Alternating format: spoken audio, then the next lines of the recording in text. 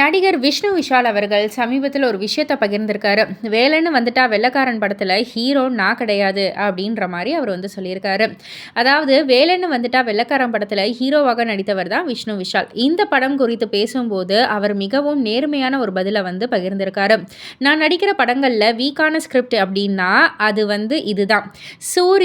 சூரி வந்து புஷ்பா புருஷன் அப்படின்ற ஒரு காமெடியும், ரோபோ சங்கர் வந்து அன்னைக்கு காலையில் ஒரு 6 மணி இருக்கும் அப்படின்ற ஒரு காமெடியும் தான் படத்தை வந்து தூக்கி நிறுத்தியிருக்கு அப்படின்ற மாதிரி அவரே வந்து சொல்லியிருக்காரு.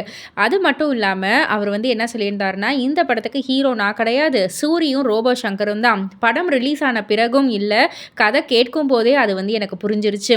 தெரிந்தே நான் வந்து இந்த படத்துக்கு நான் வந்து ஒத்துக்கிட்டேன். அதில் எனக்கு எந்த பிரச்சனையுமே கிடையாது, சந்தோஷம்தான், மக்களை என்டர்டெயின் பண்ணுறது வந்து சந்தோஷம்தான் அப்படின்ற மாதிரி வந்து சொல்லியிருக்காங்க.